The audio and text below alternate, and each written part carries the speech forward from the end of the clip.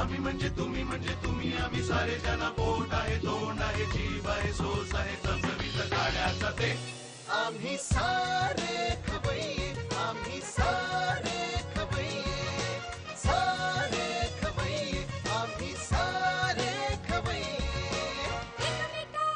शिकवित नवे काही बनवावे किती किती चोचले ते जिभेचे हे पुरवावे छान छान देशी विदेशी पदार्थ जाणून घ्यावे चुकता चुकता करता करता खावे अन खिलवावे आम्ही सारे खवय्ये आम्ही सारे खवय्ये सारे खवय्ये आम्ही सारे खवय्ये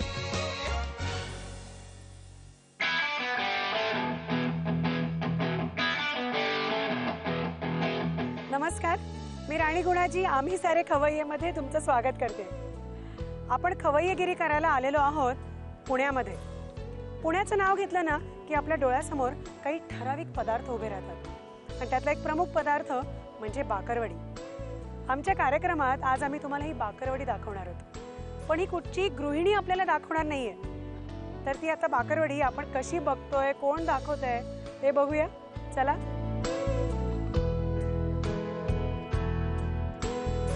बाकरवडी परफेक्ट कशी बनवायची हे शिकायला आपण आलोय बाकरवडीच्या फॅक्टरीमध्ये. बाकरवडीच्या आतलं सारण आणि त्याचं ते कुरकुरीत असं कव्हर असतं ना, ते कसं काय बनवायचं ते आज आम्ही तुम्हाला शिकवतोय.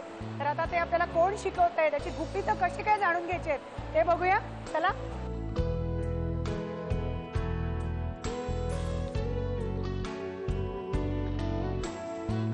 आपण आलेलो आहे 57 वर्ष ज्यांनी खवय्यांना अगदी तृप्त केलेलं आहे अशा चितळ्यांच्या पुण्याच्या फॅक्टरीमध्ये, आणि तिकडे आपण बाकरवडी बघणार आहोत. हे आहेत संजय चितळे. नमस्कार संजय. नमस्कार. मला सांगा किती वर्ष? 57. हा व्यवसाय 1950 साली चालू झाला 1950. आणि 57 वर्ष झाली. बरोबर. तर पहिल्यापासूनच ही मशिनरी वगैरे नव्हती? सुरुवातीला ही मशिनरी नव्हती. हा. तेव्हा मी 1976 नंतर जवळजवळ 92 सालापर्यंत 94 सालापर्यंत हातानेच बाकरवडी बनवायचो. म्हणजे ही सगळी प्रोसेस पोळी लाटणे, मसाला भरणे, किती तळणे. किलो? तेव्हा साधारण एक 400 200-300 किलो करत असो रोज? रोज तेव्हा. बापरे. आणि आता किती किलो? आता त्याच्यापेक्षा प्रमाण खूप पटीने वाढलेलं आहे. पटीने वाढलंय. आणि ही अप्रतिम अशी चव पण मेंटेन होते. हा, ती पण मेंटेन होते मशीन्समुळे. मशीनमुळे युनिफॉर्मिटी राहते जास्त आणि एकसारखा आयटम येतो, त्यामुळे जास्त अजून चांगलं होतं. आता हे आम्हाला ज्या बाकरवडीची गुपितं आहे ती थोडीफार दाखवाल ना? बाकरवडीची थोडीफार तरी का होईना गुपितं दाखवू. आम्ही घेऊच जाणून. पिठामध्ये काय काय असतं, सारणामध्ये काय काय असतं, तुम्ही बारीक लक्ष ठेवा.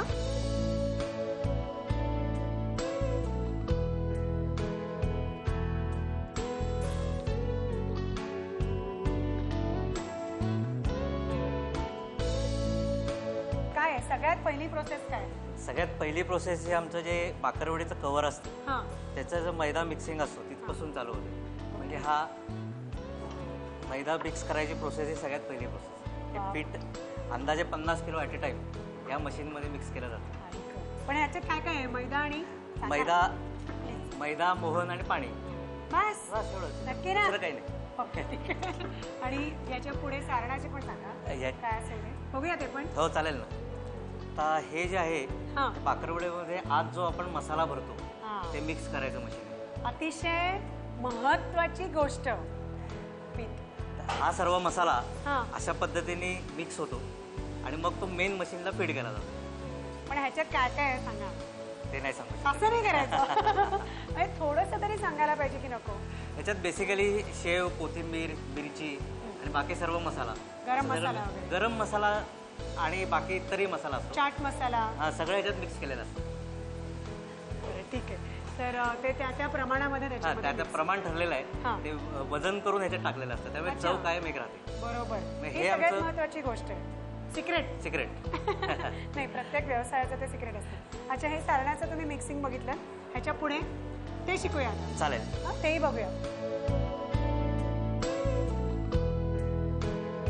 मस्त सारण बघितलं आपण. आता त्याच्यानंतर आता हे जे मशीन आहे ते बाकरवडीचं वरचं कव्हर जे असतं हा त्याची जी पोळी तयार करायला लागते त्याच्यासाठी हे मशीन आहे. या मशीनवर असं- पोळी लाटली जाते एकसारखी अच्छा एकसारखं जे एकसारखी. व्हायला पाहिजे त्याचा जो थिकनेस आहे हा. तोही ठराविक सेट केलेला असतो. त्याच थिकनेसची पोळी बाहेर येते, मेंटेन केलं जातं. मेंटेन केला जातो. हे सगळं काम तुम्हाला मशीन्समुळे जास्ती जास्त ॲक्युरेट होतं, आणि ॲक्युरेट ॲक्युरेट होतं. बरोबर. या दोन गोष्टी महत्वाचे आहेत. महत्वाच्या. त्याच्यानंतर आपण काय आता होतं ते याच्यानंतर हा आपला मसाला स्प्रिंग आहे तो आपण बघूया. बघूया. हा तो बघूया.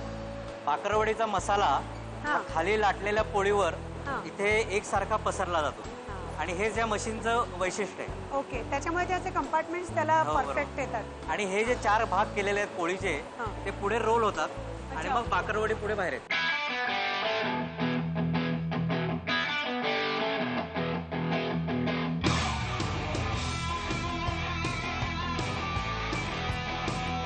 बाकरवडीच्या रोलचे हा इथे असे बारीक बारीक तुकडे केले जातात अच्छा आणि मग ही बाकरवडी या फ्रायरला त्याच्यात तेल आहे हा 170 डिग्रीला तळायला जाते बाकरवडी तिकडे. तिथे ती अशी मस्त कुरकुरीत आणि हा, खमंग कुरकुरीत होते. ओके ठीक आहे. पण असे मस्त अगदी एकसारखे एकसारखे होतात तुकडे ह्या मशीनमुळे होतात मशीनमुळे. आणि त्याच्यानंतर तळणी.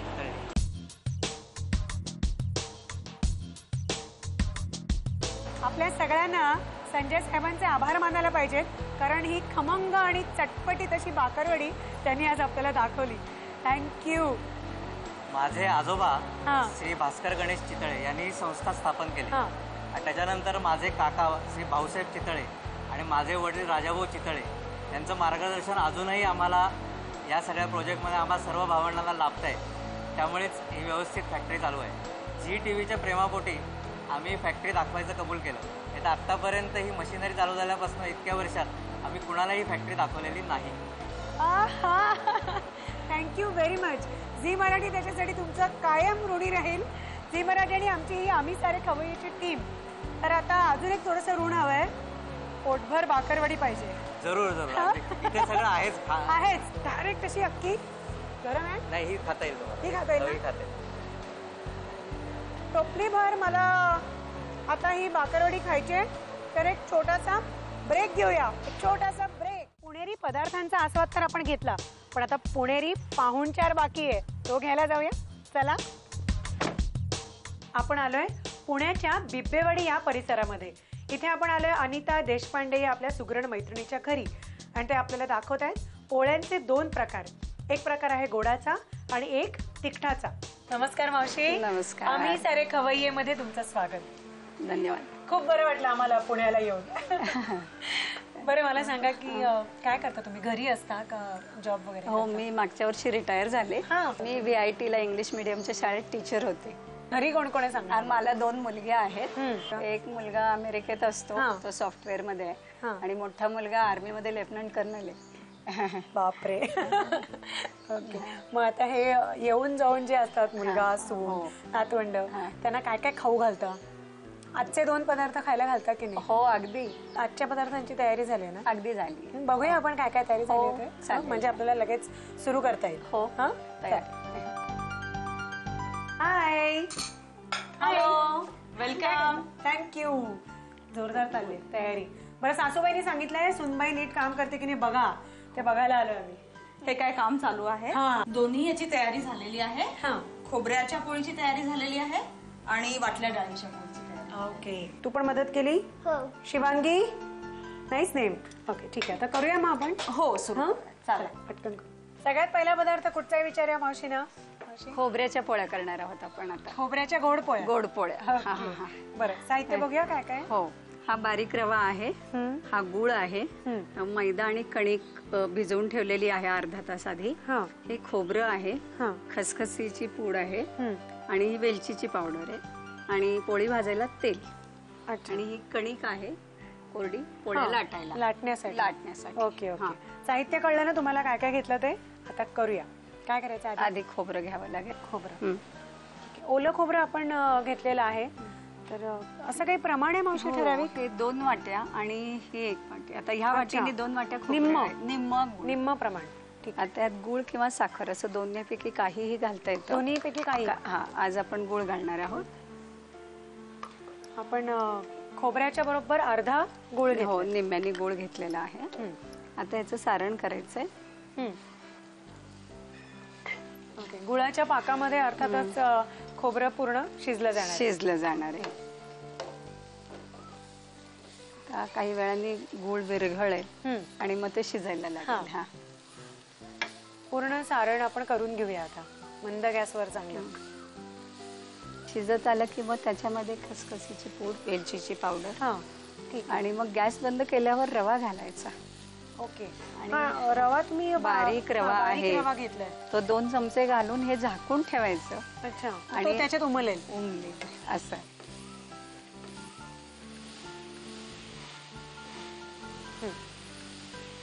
ठीक आहे. गुळ आपला चांगला विरघळलाय. विरघळलाय, आणि आता हो. काय घालायचं आता? आता ह्याच्यात खसखसीची पूड घालू आपण. खसखस भाजून चांगली मग त्याची पूड केलेली केलेली आहे ती 2 चमचे आपण त्यात घालू. ओके, म्हणजे जरा खमंगपणा येतो पोळीला. मग ही वेलचीची पूड आहे, हां ही थोडी आपल्या चवीनुसार हां घालता येते. गॅस बारीक करू जरा. हो चालेल.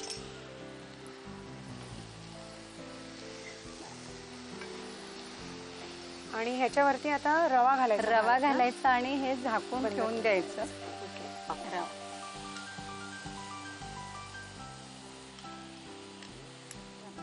आता मी हो, गॅस आता बंद करा. बंद गॅस. करायचा ना. आता हे आम्ही छान रवा असा उमलेल इतका वेळ त्याला देतो. देणार आहे ते, झाकून ठेवून द्यायचं. मग आपण पोळ्या करायच्या. चालेल. ठीक आहे. हे सारण आता तयार झालेलं आहे आणि गारही झालेलं गार आहे. झालेलं आहे, हो. हे जे मिश्रण तयार केलंय मावशींनी, गव्हाचं पीठ आणि मैदा समप्रमाणात आहे मावशी? नाही, 2 वाट्या कणिक म्हणजे गव्हाचं पीठ आणि 1 वाटी मैदा, ते पण अर्ध्या बरोबर. तर तसं हे आता मळलेलं पीठ तयार झालेलं आहे. तर आता हे मिश्रण ह्याच्यात भरायचं. ओके, देऊ मी तुम्हाला? चालेल. बघा साधारणतः हा छोटासा आपला छोटा गोळा गोळा पेढा असतो, साधारण मोठा पेढा थोडा, त्याप्रमाणे. एवढं बस? हो. ह्याच्यात घोळवून देऊ ना? हा.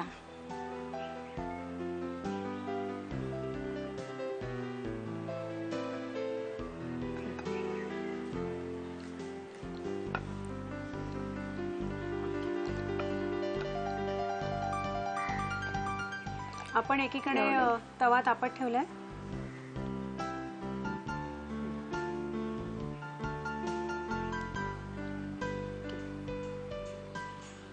मोदकाची पूर्ण आपण असं पारी करतो. थोडंसं, हा, एक तसं दोन छान असं करून घ्यायचं. करून घ्यायचं. त्यात हे असं तयार झालेलं आहे. आता ही सावकाश हलक्या हाताने लाटायची असते. बरोबर. मग ते बाहेर नाही येतं का? मला बाहेर नाही येतं का? पण थोडंफार आपण मावशी मैदा ह्याच्यामध्ये घातल्यामुळे नाही येत, तसं बाहेर विशेषतः काढून ना? नाही येत. हो, अगदी कमी येतं. तुम्हाला जर वाटलं ते सारण थोडंसं बाहेर येत आहे किंवा पीठ पातळ झालंय तर लाटताना तुम्ही वरनं अशा पद्धतीने थोडं थोडं पीठ लावलं तरी काय हरकत नाही. मस्त सगळ्या बाजूनी असं छान पसरलंय. हो. कणिक आपण थोडीशी सैल भिजवायची असते ना मावशी? असं ही बनवताना? अर्धा तास आधी भिजवून ठेवायची, आपोआप ती आपोआप सैल सैल होते. होते. आता ही पोळी आपण अशी टाकू ह्याच्यावरती आणि आता बाजूने तेल सोडायचं ह्याच्या. किती साधारणतः जस्ट हो, खरपूस हो, होण्यापुरतं. खरपूस होण्यापुरतं. साजूक तुपामध्ये अशी मस्त बुडवून ती खायची पोळी.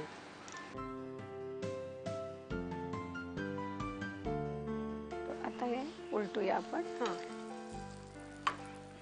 दोन्ही बाजूनी हा, तांबूसर झाली की मग ती काढायची असते. ही एखाद्या कुठल्या पर्टिक्युलर सणाला वगैरे करते? नारळी पौर्णिमेला वगैरे नारळाचे जिन्नस करायचे असतात, त्याच्यामध्ये हा एक होऊन जातो. आपण नारळी भात वगैरे करतो, तर त्याच्या ऐवजी ही पोळी करायला काहीच हरकत नाही. हे छान कलर येतोय त्याला, असा टेम्पटिंग असा. तर तोपर्यंत तुम्ही साहित्य आणि कृती लिहून घ्या ना. खोबऱ्याच्या पोळ्या तयार करण्यासाठी लागणारं साहित्य: बारीक रवा, गूळ, मैदा आणि गव्हाची कणिक, ओलं खोबरं, खसखस पूड, वेलची पावडर आणि तेल. कढईत ओलं खोबरं आणि त्याच्या निम्म्या प्रमाणात गूळ घालून मंद गॅसवर सारण करावं. गूळ विरघळल्यावर त्यात खसखसीची पूड आणि वेलची पावडर घालून सारण एकत्र करावं. त्यानंतर 2 चमचे खवा घालून गॅस बंद करावा. सारण तयार झाल्यावर मैदा आणि गव्हाच्या कणकेचे गोळे पिठात घोळून लाटावेत. त्यात सारण घालून त्याची पोळी लाटावी आणि ती तव्यावर भाजावी. गोडाच्या पोळ्या तयार झालेल्या आहेत आपल्या, छान खोबऱ्याचं सारण वगैरे भरून. आणि मावशी तुम्ही सर्व पण खूप छान केलेत. साजूक तुपाची मस्त अशी भरलेली वाटी आहे आणि इतकं छान फ्रेश असं फूल देताना असं मस्तच सजवून दिलं की खाणाऱ्याला पण चांगलं वाटतं. येस. तर ह्याचा छानपैकी असा पाहुणचार घ्यायचा आहे, पुण्याचा पाहुणचार. तर सुरुवात करतोय आम्ही पाहुणचाराला. तर त्याच्यासाठी छोटासा ब्रेक लागणार आहे. एक ब्रेक घ्या. ब्रेक नंतर तुम्हा सगळ्या खवय्यांचं परत एकदा स्वागत. तर मगाशी तुम्ही बघितलं आपण गोडाच्या पोळ्या खाल्ल्या, त्याच्यानंतर आता आपण ह्या तिखटाच्या पोळ्या खाणार आहोत. साहित्य काय काय लागणार आहे? आता मी हरभऱ्याची डाळ 6 तास भिजवली होती आधी, ती आता वाटून घेतलेली आहे. ओके. आता आपण फोडणी करणार आहोत. फोडणीमध्ये तेलामध्ये मोहरी, जिरं, हिंग, हळद, धन्याची पूड नंतर टाकायची, जिऱ्याची पूड, तिखट आणि मीठ. आधी या फोडणीमध्ये 4 जिन्नस, नंतर 4 जिन्नस. आणि हे वाटली डाळ तयार होईल आपली. हा, मग ती गार करायची, मिक्सर मधून वाटून घ्यायची आणि मग ती पुरणासारखी भरायची. मगाच्या या पिठात भिजवलेलं गव्हाचं पीठ आणि मैदा हे आपण घेतलं होतं मिश्रण. 2 वाट्या गव्हाचं पीठ आणि 1 वाटी मैदा. 1 वाटी मैदा. तर हे साहित्य तुम्ही आता बघितलंय ना नीट सगळं. आता फोडणी करायची आधी. तळलं जिरं, मग हिंग,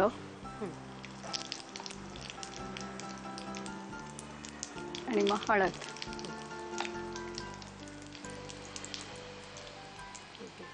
डाळ घालायची. ही डाळ आहे वाटलेली ती आता याच्यावर घालू.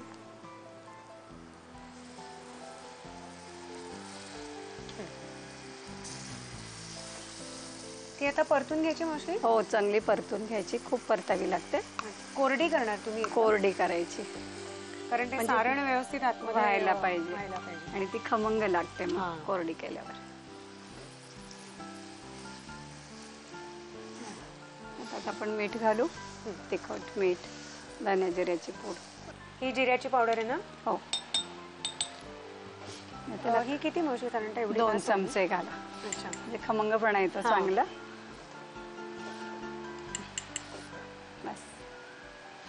छोटे 2 चमचे आपण घेतलेला आहे. आणि धण्याची 1 चमचा, धणे पावडर 1 चमचा. 1 चमचा. ओके. तिखट, लाल तिखट ते असं आवडीप्रमाणे आपल्या. कोणाला तिखट आवडतं जास्त. पुणेकर कितपत तिखट खातात? मी बरंच खाते, तर मी मूळची कर्नाटकातली आहे. अच्छा. मग आपण असे मस्त 2 भरलेले चमचे घालू. जन्म कर्नाटकाचा आहे त्यामुळे मलाही आवडतं तिखट. ओके. आता हे आम्ही पूर्ण सगळं घालून झालेलं. आता ही चांगली परतायची आणि याला पाण्याचा 1 हबका देऊन आपण झाकून ठेवायची. म्हणजे त्याला चांगली वाफ येईल. अच्छा, ठीक आहे. आणि हे चांगलं परततो आणि मावशी म्हणाल्या त्याप्रमाणे आता पाण्याचा हबका मारू आपण. त्याच्यावर कोथिंबीर घालायची आणि झाकण ठेवायचं. ओके. तर हे असं सारण तयार झालेलं आहे आमच्या तिखट मिठाच्या पुरणपोळ्यांचं. हे सारण आता तयार झालंय. गार झालं होतं आपलं चांगलं. आपण परतून जे घेतलं ना आणि ते त्याच्यानंतर मिक्सर मधनं काढलंय. येस, मिक्सर मधनं पण फिरवलं म्हणजे चांगलं असं ते एक असं मऊसर छान झालं. नंतर हे मैदा आणि गव्हाचं पीठ ह्याचं जे मिश्रण केलं होतं, गहू जर 2 वाट्या घेतला तर मैदा 1 वाटी. हो, 1 वाटी. बरोबर. असं प्रमाण आहे. तर आता मी ह्याचा मगाशी आपण जसा दिला होता तसा पेढा चांगला एक बरोबर करते ना? अगदी बरोबर. विद्यार्थी हुशारानं सांगा. हो, टीचरला तेवढंच येतो. ओके. हा पेढा तयार झाला. आता हा आपण वळवून घेऊया पिठात.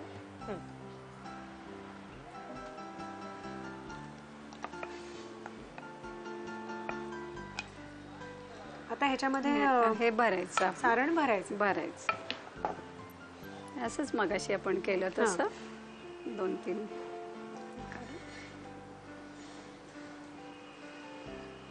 चांगलं कोरडं झालं ना ते आता व्यवस्थित. हो. आणि आता ते मिक्सरला काढलं की त्याला मऊपणा पण येतो आणि हे तिखट मिठाचं आपलं पुरण तयार होतं थोडक्यात.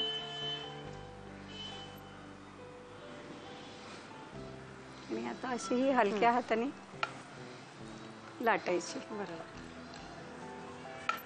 हे सकाळच्या नाश्त्यासाठी एकदम बेस्ट आहे ना अगदी मावशी? छान आहे. कारण हे सकाळी एकदा खाऊन निघालं आणि फार तर ह्याच्याबरोबर दही, लोणचं, चटणी sauce, काही चालतं. मस्त. ओके, आता ही अशी आपण घालायची. हीच बाजू खाली, खालची बाजू खाली परत हा. अशी घालायची. सरण्याची बाजू. हा, तेल सोडा. तेल सोडून तयार होईल असं. डाळ पण आधी परतलेलीच आहे, सारण शिजलेलं आहे आपलं. शिजलेलं आहे. ओके. हे पण आवडत असेल ना लेकाला, अगदी सुनबाईंना पण. अगदी गोडाबरोबर तिखट. हो, तिखट मिठाच्या आपल्या या पुरणपोळीचा. येस. तर ही तांबूस सर आम्ही भाजतो छानपैकी. तोपर्यंत तुम्ही साहित्य आणि कृती घ्या. तिखट पुरणपोळी तयार करण्यासाठी लागणारं साहित्य: हरभऱ्याची वाटलेली डाळ, तेल, मोहरी, जिरं, हिंग, हळद, धणे जिरे पूड, तिखट, मीठ, गहू आणि मैद्याची कणिक. प्रथम फोडणी करता तेलात मोहरी, जिरं, हिंग आणि हळद घालून त्यात वाटलेली डाळ घालावी आणि ती परतावी. सारण भाजलं गेलं की मीठ, धणे जिरे पावडर आणि लाल तिखट घालून सारण चांगलं परतावं आणि पाण्याचा हबका मारून त्यावर कोथिंबीर पेरावी. तयार सारण मिक्सरमधून वाटून घ्यावं आणि ते सारण गहू आणि मैद्याच्या कणकेमध्ये घालून पोळ्या लाटाव्यात आणि त्या पोळ्या तव्यावर भाजून घ्याव्यात. दोन्ही आपले पदार्थ तयार झालेले आहेत. एक हा पहिला मस्त गोड असा लुसलुशीत पराठा खोबऱ्याचा. येस. आणि त्याच्यानंतर ह्या तिखट मिठाच्या पुरणपोळ्या. तर हे दोन्ही पदार्थ मस्त झालेले आहेत. तर थँक्स म्हणायचं की नाही मावशींना, झी मराठीकडनं आणि आमच्या आम्ही सारे खवय्येच्या टीमकडनं छानसं गिफ्ट देऊया त्यांना. ही संधी मला दिल्याबद्दल मी पण झी टीव्हीचे आभार मानते.